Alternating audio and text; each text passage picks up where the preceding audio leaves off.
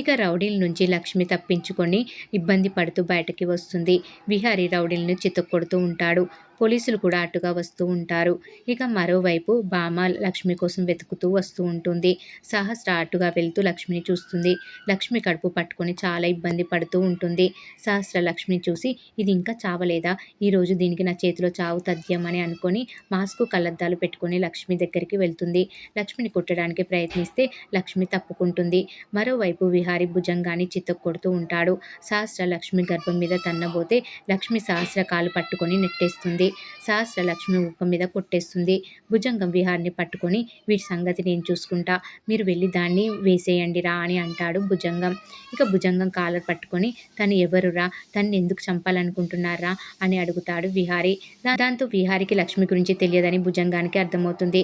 లక్ష్మిని తన కడుపులో బిడ్డని చంపేసి ఇద్దరిని ఒక్కసారి విహారికి అప్పగిస్తా అనుకుంటూ ఉంటాడు భుజంగం. ఇక లక్ష్మిని సహస్రతో పాటు రౌడీలు చుట్టుముడతారు. లక్ష్మి వాళ్ళని కొడుతూ నెట్టేస్తూ తన కడుపులోని బిడ్డని కాపాడుకుంటూ ఉంటుంది. అందరూ చుట్టుముట్టే టైంకి ఓ రౌడీ వెనకాలే ఉన్న గన్ను తీసుకుంటుంది లక్ష్మి.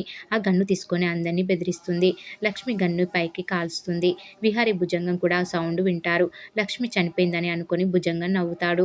ఇంతలో సంధ్య వచ్చి భుజంగానికి బేడీలు వేస్తుంది. సంధ్య, వీడి జీవితాంతం బయటకు రాకుండా చూసుకో అని అంటాడు విహారీ. సంధ్య భుజంగాన్ని తీసుకొని వెళ్ళిపోతుంది. తర్వాత విహారీ సిరి కోసం వెళ్తాడు. లక్ష్మి వాళ్ళని గన్నుతో బెదిరిస్తూ ఉంటుంది. రౌడీలు కత్తులతో లక్ష్మి మీదకు వెళ్తుంటారు. ఓ రౌడీ లక్ష్మి చేయి మీద కొట్టడంతో లక్ష్మి చేతిలో గన్ను పడిపోతుంది. ఇంతలో అక్కడికి విహారీ వస్తాడు. సహస్ర విహారిని చూసి వెళ్ళిపోతుంది. లక్ష్మి కూడా విహారిని చూసి ముఖం మూసుకొని అక్కడి నుంచి పారిపోవాలని ఓ గదిలోకి వెళ్తుంది.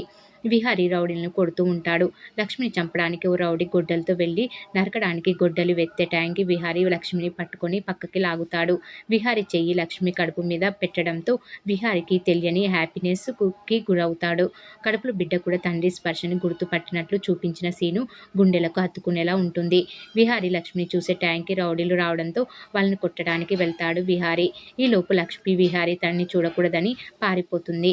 మళ్ళీ రౌడీలు లక్ష్మిని వెంటపడడం, విహారీ వాళ్ళని కొట్టడం కొనసాగుతుంది. లక్ష్మి విహారిని చూసి ముఖం దాచుకుంటుంది.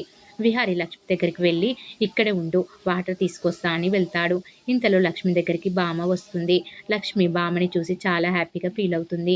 అమ్మ సిరి, నిన్ను హాస్పిటల్ నుంచి ఎవరు తీసుకొచ్చారు అని అడుగుతుంది బామ. తర్వాత లక్ష్మికి టాబ్లెట్లు ఇస్తుంది. 2 గంటల్లో వేసుకోకపోతే నీ బిడ్డకి ప్రమాదం అని చెప్తుంది. ఇంతలో విహారీ నీళ్లు తీసుకురావడంతో లక్ష్మి టాబ్లెట్ వేసుకుంటుంది. బామ విహారీతో, బాబు, మాకు ప్రతిసారి ప్రాణాపాయం ఉన్నప్పుడు నువ్వే కాపాడుతున్నావు, నీ రుణం ఎలా తీర్చుకోవాలని అంటుంది బామ. విహారీ లక్ష్మితో కడుపుతూ ఉన్నారు. ఆరోగ్యకరమైన బిడ్డే పుడతాడు అని అంటాడు. ఇంటి దగ్గర డ్రాప్ చేస్తా అంటే బామ పర్లేదు అనేస్తుంది. దాంతో విహారీ వెళ్ళిపోతాడు. లక్ష్మిని బామ తీసుకొని వెళ్ళిపోతుంది. ఇక మరోవైపు అంబిక చైర్మన్ కుర్చీలో కూర్చొని, ఇక నుంచి అంతా నేను చెప్పినట్లే జరుగుతుంది, నా సామ్రాజ్యం నా దగ్గరకు వచ్చేసింది, లాభాల్లో ఉన్న వి ఆర్గానిక్స్ని మంచి లాభాలకు వేరే వాళ్ళకి ఇచ్చేయాలని, అందుకు పాత ఇన్వెస్టర్లకు విషయం చెప్పమని అంటుంది అంబిక. సుభాష్ ఆ పని మీద వెళ్తాడు. ఇక సహస్ర ఎవరు లేని ఓ చోటుకి వెళ్ళి పెద్దగా అరుస్తుంది. లక్ష్మి, ఎన్నిసార్లు నీ అడ్డు తొలగించుకోవాలని అనుకున్న బావ నిన్ను కాపాడుతున్నాడు, ఎలా అయినా నువ్వు నాశనం అయ్యే వరకు నేను వదలను అని అనుకుంటూ ఉంటుంది సహస్ర. ఇక బామ లక్ష్మిని తీసుకొని ఇంటికి వస్తుంది. మరి ఏం జరగబోతుంది అనేది నా ఎపిసోడ్లో తెలుసుకుందాం. ఈ వీడియో కనుక మీకు నచ్చినట్లయితే లైక్ చేయండి, షేర్ చేయండి, సబ్స్క్రైబ్ చేయడం మాత్రం మర్చిపోకండి. Please subscribe.